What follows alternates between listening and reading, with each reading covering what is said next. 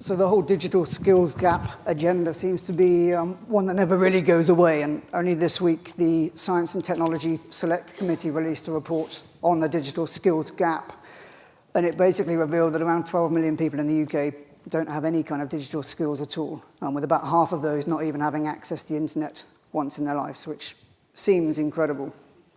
And it's part of a sort of wider zeitgeist, I guess, around employability skills and skills that make us fit for the workplace. And there's a great deal of uncertainty, whether it's automation of jobs, things like the sharing economy taking away many of the social factors that our parents' generation perhaps took for granted.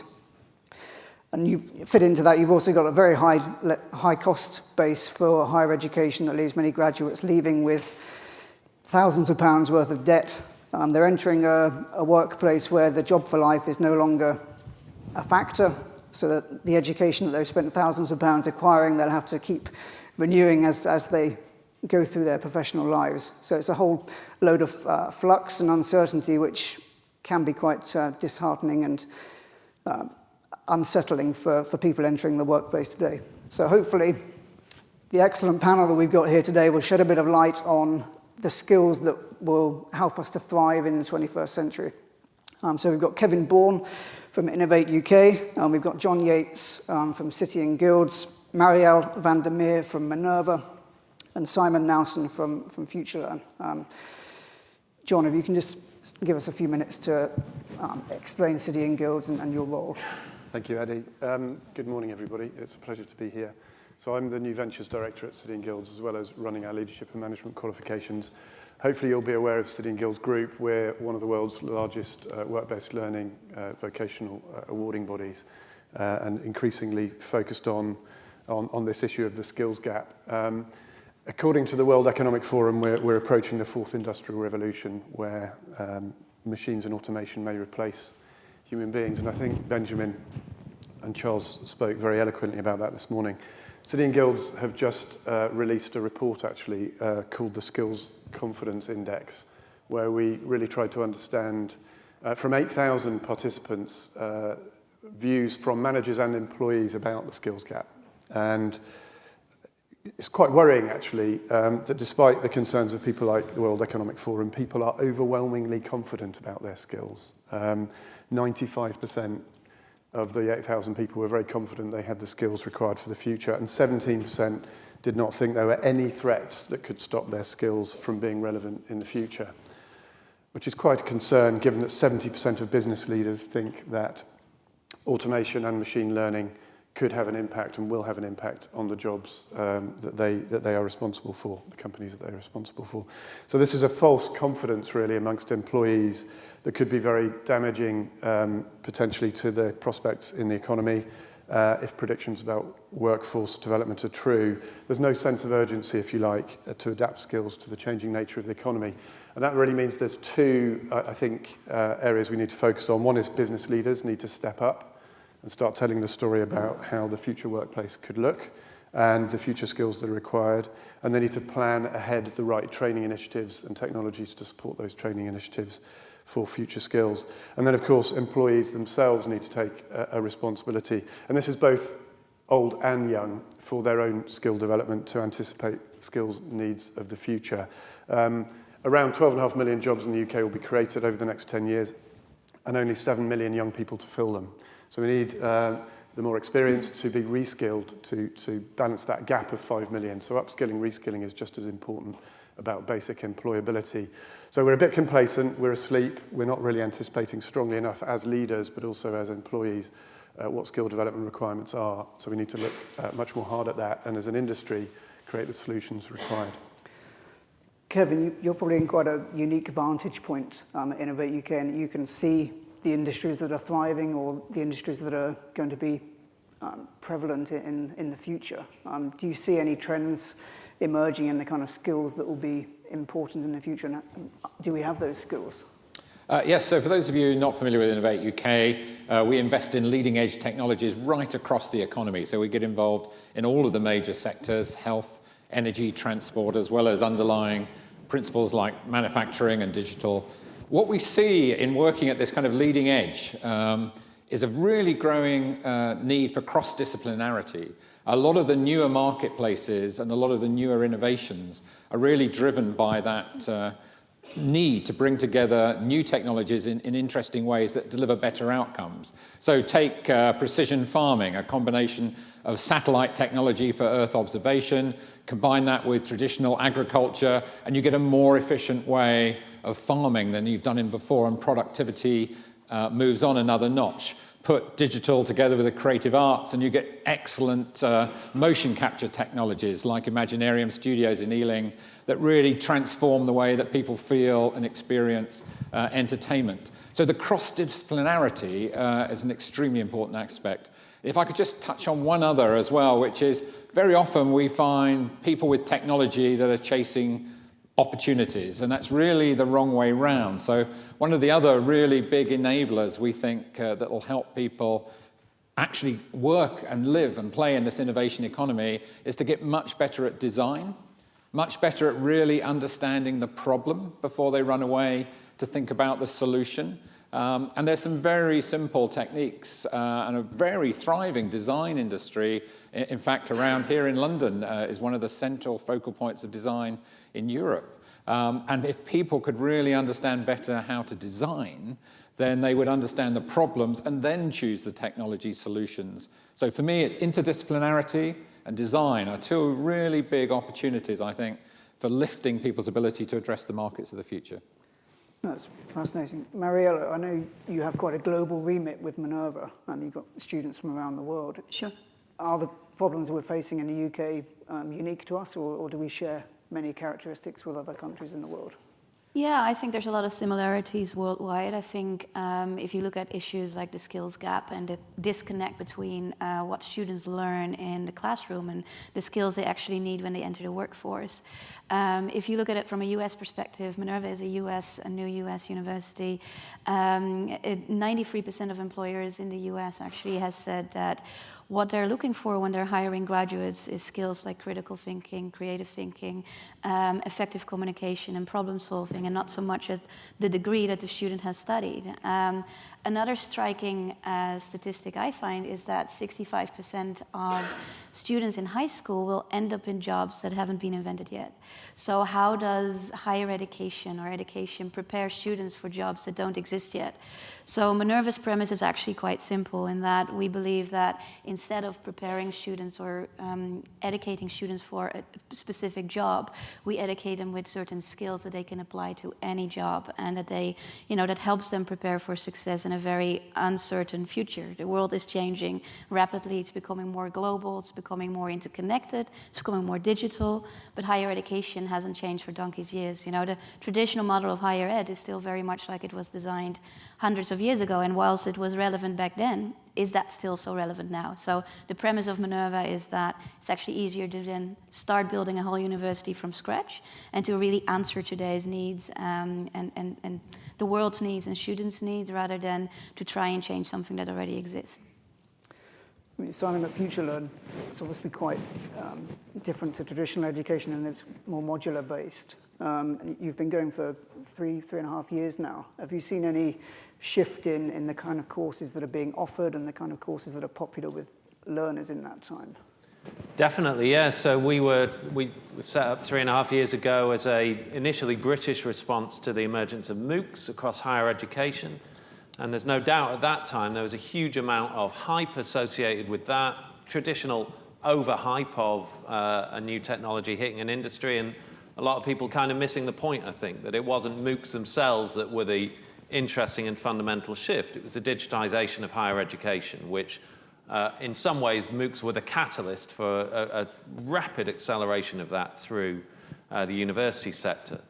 Now we have built our own platform to respond to that, but what change we've seen over that period is at the beginning when many institutions were coming in really with a strategy of just some digital experimentation and trying out different things and just dropping things into the market, et cetera, to see how they worked and enjoying great success. Now, this is becoming a fundamental part of their strategy. All our universities, I would say, recognize that The expectations of their current students are being transformed, and they need to respond to them. And the opportunities represented by lifelong learning for a global audience of every age in every sector is too big an opportunity to ignore. So we're having a much more strategic relationship with those partners and are creating now a whole range of courses that are designed to help people, to help break down some of the barriers to getting into university and to finding the right course for you, and really informing that choice so that people don't just pick, in the UK context, their A-level subjects and study them again at university, but are aware of the wider range of offers there are and what employability options may come from that. And then bridging the graduate into employment. So we also here, we work with a whole range of employers, professional organisations as well. These skills gaps are being brought home to us all the time in the UK, in the US, every society we go to, frankly. And I guess what fires us up is the opportunity to try and do something at scale to address these things. I get really frustrated when I go to conferences and hear lots of hand-wringing about these skills gaps, and then the response is often very, very analog. Or working group this is working with working group X and has a pilot project running here. We now have tools and technologies and motivations that I reckon we can do something really powerful at scale, and that's what we're here to try and enable.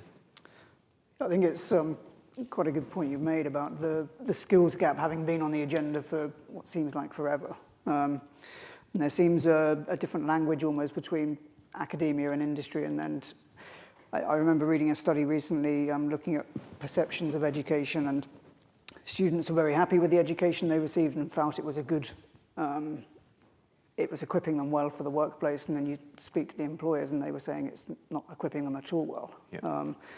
So Kevin, you're probably speaking to industry quite a lot. Do you feel that we're delivering the skills needed to grow those industries? We sit very much at the leading edge, so we don't see the volume demands. We do hear that in subsequent steps. So we, for example, did a lot of work with the auto industry 5-6 years ago on low-carbon vehicles. That's helped, been one of the factors in a flourishing auto industry now in the United Kingdom. Not just JLR, but Nissan and Ford and others right across the spectrum. And they're in the volume stage, and actually we see industry actually taking their own steps and setting up their own employment training grounds in order to make that happen. Where we get involved, I think, is two ways. If you're on the leading edge, well, what's your role here?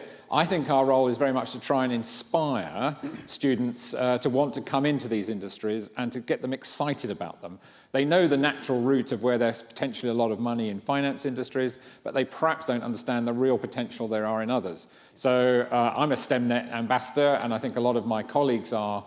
And I think industry itself has to get out there and actually show students of all ages just how exciting the possibilities are for them in all kinds of parts of the economy and parts they've probably never considered. And I think it's unreasonable to expect teachers and others to really accumulate this knowledge. So there is a big onus, I think, on industry to get out there.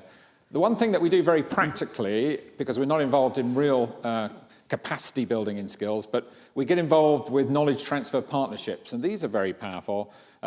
Projects then that allow a university together with a business to transfer skills across from that university into the business. Small businesses, which are the most agile part of our economy, are really busy places. They don't have time to go through a lot of process to try and work out how somebody can help them. They'll move quickly to where they feel the next opportunity is. But if we can make it simple for a university to put the knowledge they need to make a step change in what they're doing, that works well. So if you've not, if you're involved in the university sector and you haven't come across knowledge transfer partnerships, take a look at those, because they are very powerful vehicles that work really well for us in allowing knowledge to be moved into businesses. It doesn't address the capacity of the gap, but it does allow the pioneering industries to move on. I mean, John, city and guilds have their very basis in vocational education. Do you think that's given you more of an insight into how to shrink the skills gap? I think it does. I mean, I would agree with what panelists have said, particularly about the information, advice and guidance issue. You know, around 70% of students expect their education to take a degree route, and yet by 2022, only 30% of jobs would require a degree. So information, advice and guidance is really critical. And making sure that young people really understand the vocational options that they do have to get into work and to match skills and job opportunities.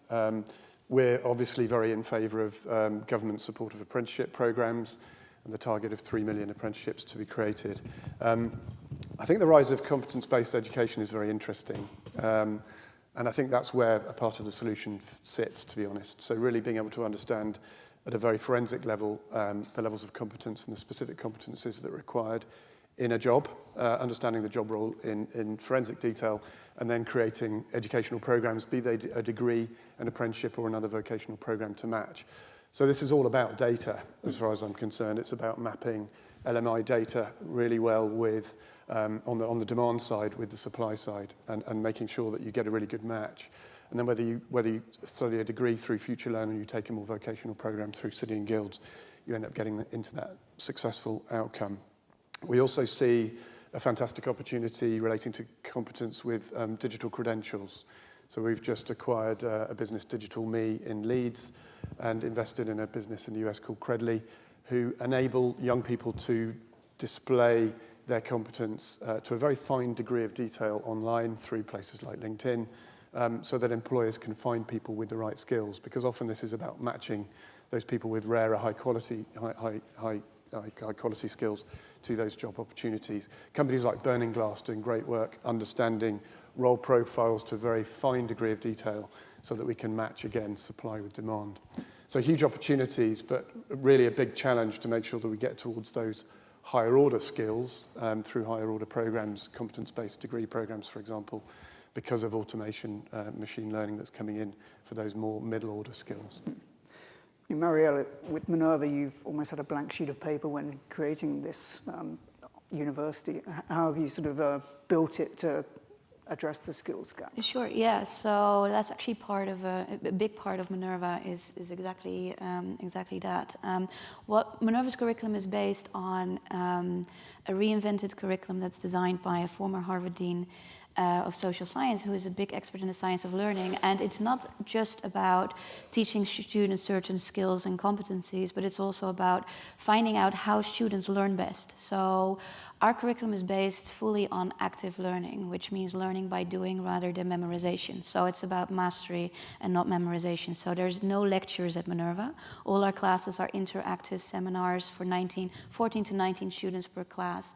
And we use what's called a flipped classroom model, which essentially means that professors are just facilitators and do only speak about 5% of the time. Memory retention of students that take lectures, even now, you know, what we're doing is actually very passive, because we're talking and you're listening. Maybe you sit at the back, you check your mobile phone, you don't really engage as much with the material and with the content that you would if you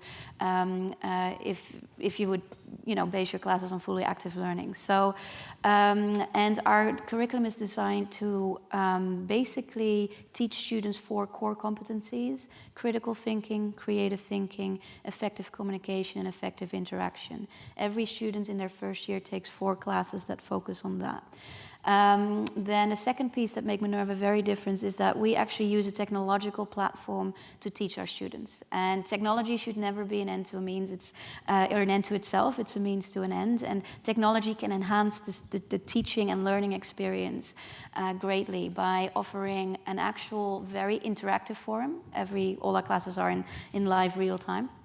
And also a means to assess and to evaluate students' progress continuously. And then the third and last part of Minerva is that we also believe that education should be more global. So we've designed a program where students move around the world in cohorts, and they live in a different world city every semester for the duration of their 4-year program.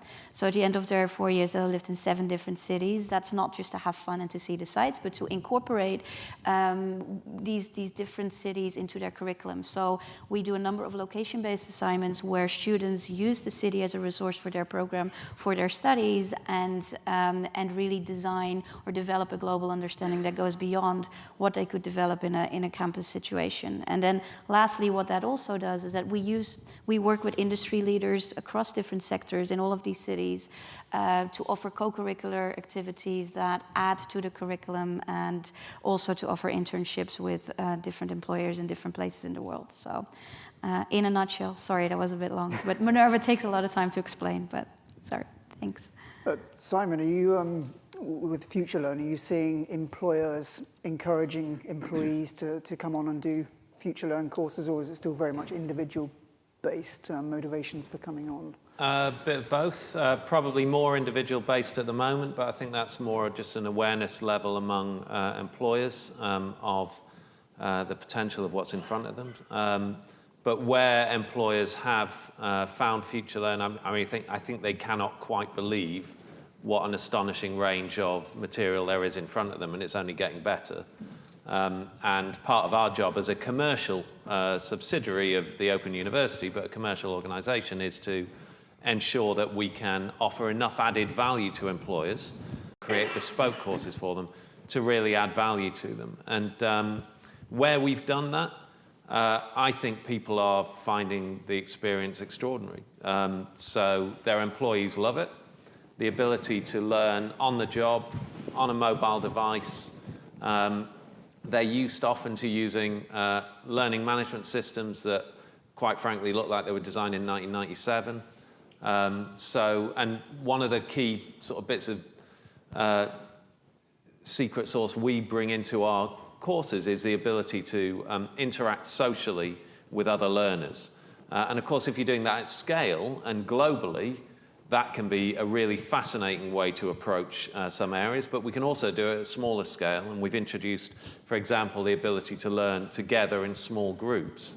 So you can be in a course of 20,000 people, but you can go through it in a group of 30 people and learn together. I think the applications for employers are extraordinary. We can package together a whole, curriculum of courses in areas like employability skills, digital skills. I believe we can, bridge some of the skills gaps we will all be talking about, like trying to get more women into engineering, trying to popularize certain subjects for different sectors of society, etc. There's the early indications we've got from people who've found us is not only do they think this can deliver a better, more flexible experience for the learner, but also it could be incredibly cost-effective as well. I think that's a key point in the skills gap debate, is widening participation in education. And it's an accusation that's been labelled on a lot of education technology, in that it tends to attract people that are already bought into education. They tend to be degree holders already, rather than necessarily attracting those that can really benefit from it. Mariella, I know Minerva is branded as a university for citizens of the world, so you're attracting quite a diverse audience. Is that something you've set out to do? Absolutely, yeah, that's part of the Minerva premise as well. It's about accessibility. So at Minerva, we don't look at economic backgrounds of students. We also don't believe in any standardized tests that a lot of other US universities maintain. And also, our tuition fees are set at $10,000 US, which compared to other universities in the US is very affordable. And we have a full financial aid, need-based financial aid for our students. So in that way, we're trying to open doors to students from all over the world, and our current student population is only 20% US and 80% international. So that's, if you look at the more traditional universities and the top tier universities in the US, if you look at, for instance, Harvard, only about 8% of students that qualifies to get into Harvard actually gets into Harvard. So, and a lot of that is actually based on money as well. So what happens to those other 92% of students? Where do they go? So Minerva tries to answer that by having a very holistic approach to admissions. I mean, John, City and Guilds have a mixture of offline and online courses, do you think that helps you to reach out to a more diverse audience? Yeah, I mean, I think, again, our research says that less than 25% of young people believe that face-to-face training is relevant to them. They're much more comfortable these days with a more interactive, blended or online solution. And so, of course, we're embracing those opportunities. I think what I wanted to really say was that traditional formal education it's tough for that to keep pace with the changing job environment.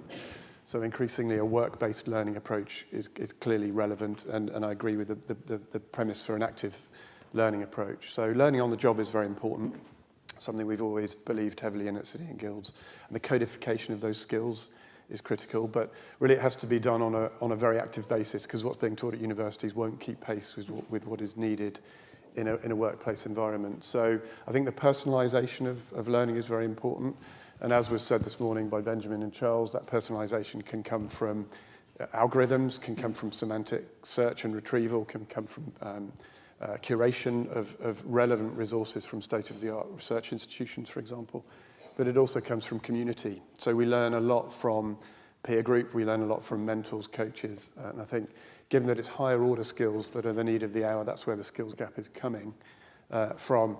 We need to learn from leaders and managers those higher order skills as well as from research institutes, some of the more technical areas of study. So I think the technology available to us now really unlocks those skills opportunities, but our view is that they will be studied on the job. This is very much a work-based approach rather than a formal approach. And so informal learning and learning done at the desk we see as the opportunity for the future. Mm.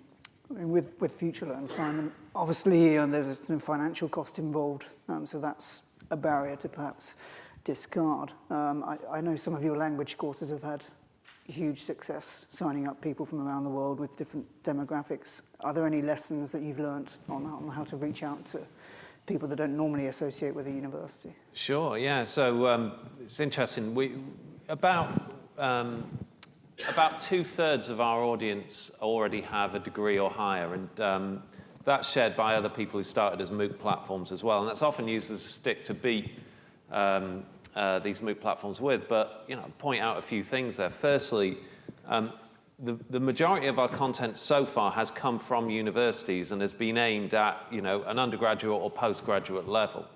I think we're increasingly seeing a wider range of content now available that will make the proposition more accessible to a much wider range of people. So the Open Universities just launched 3 programs on FutureLearn. So brand new programs, collections of courses that build to more valuable qualifications.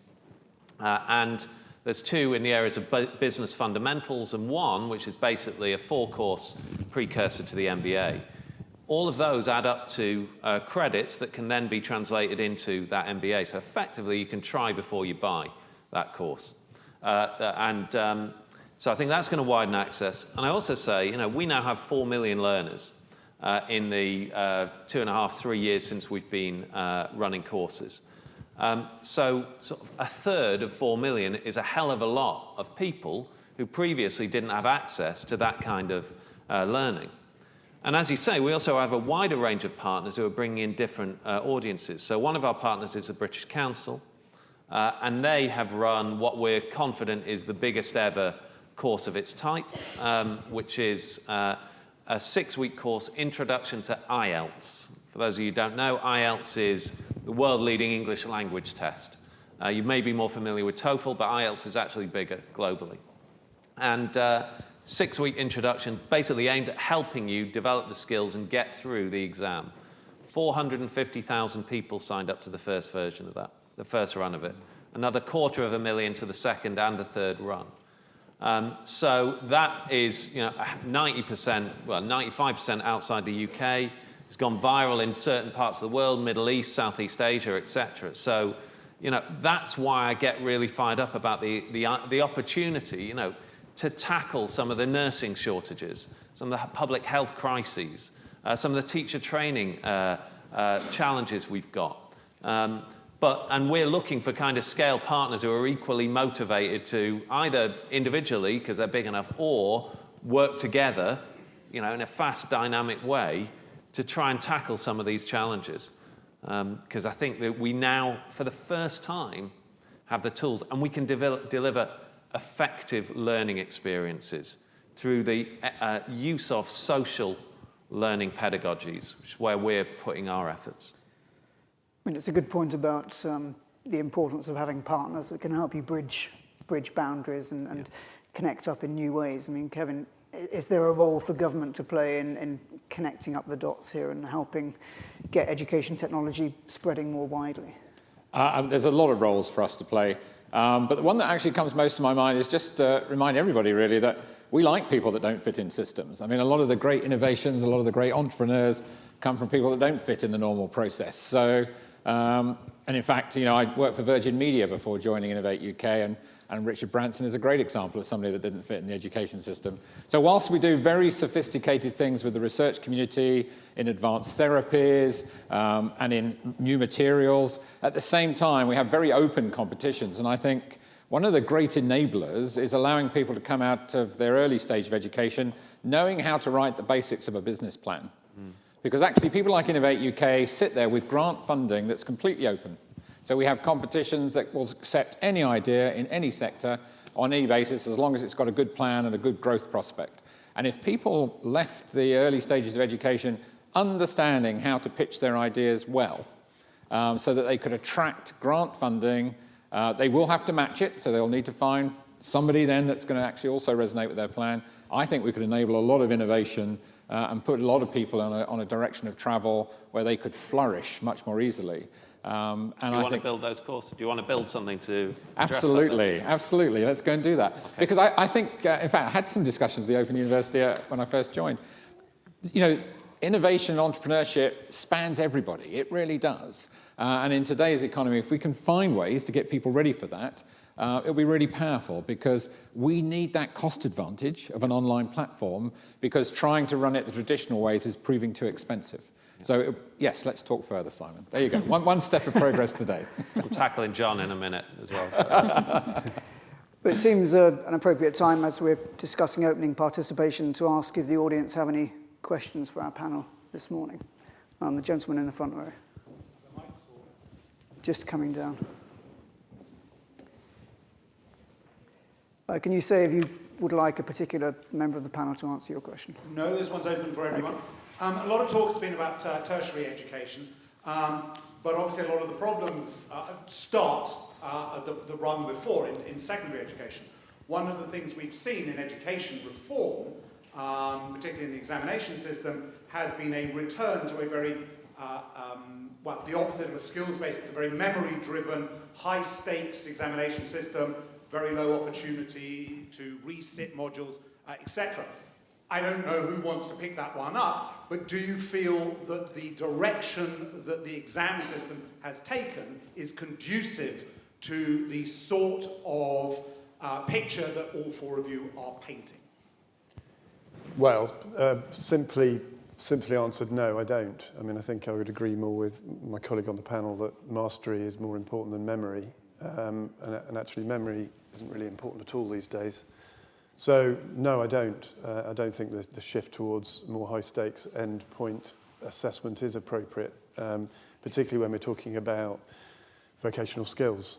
I don't think you can assess vocational skills in one go at the end of a course. I think you have to do that continually throughout the course, because there's too much competence to assess all at the end.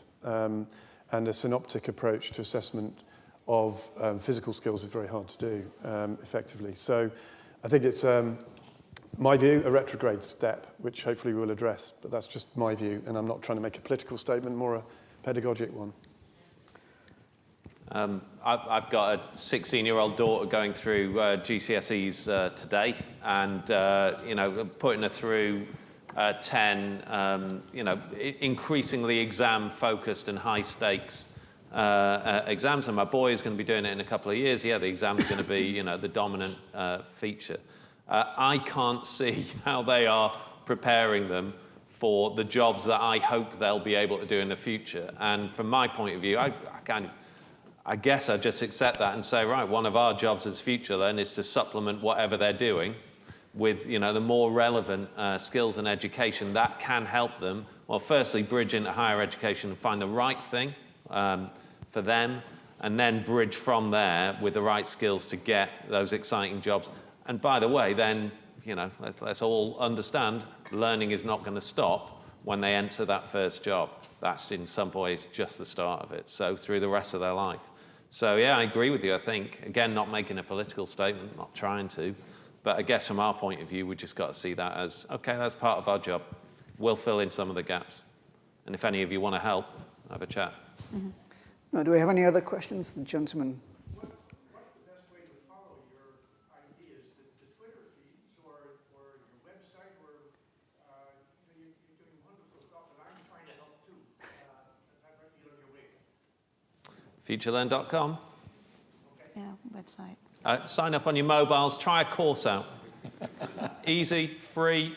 Do it now if you haven't done it already. And I know you've got a wonderful blog as well that We do, is regularly updated. And where we're Innovate. and you never know. Actually, prompted by this, I'm sure one of my teams in the room, we may Holly, shall we may do something to follow up on this. So if you want to cover that. So.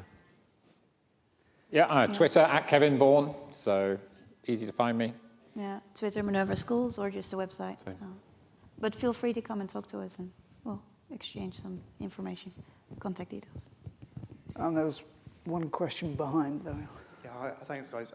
Just interested in your view on what you think about alternative providers like General Assembly, Dev Bootcamp, who are offering 12 weeks intensive from beginner to coder with using kind of live projects with high recruitment rate, higher than average salaries. The role they play in kind of helping to bridge that skills gap a lot faster than some maybe more the traditional routes.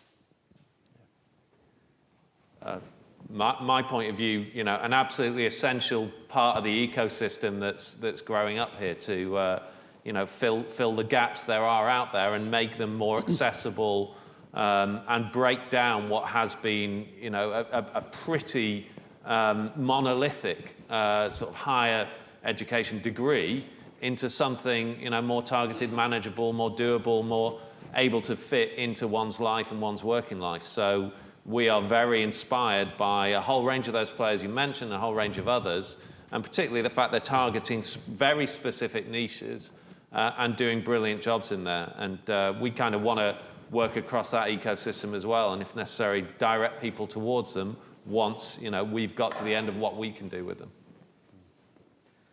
I would fully agree with Simon. I think classic sort of demand-driven, entrepreneur-driven solutions that industry needs, much more appropriate to the modern skills requirement than perhaps the more traditional approaches. I think we've got time for one very quick question on the lady in the front here. As someone who came from a humanities background into the tech world, I wonder what the panel feels is the future for humanities subjects.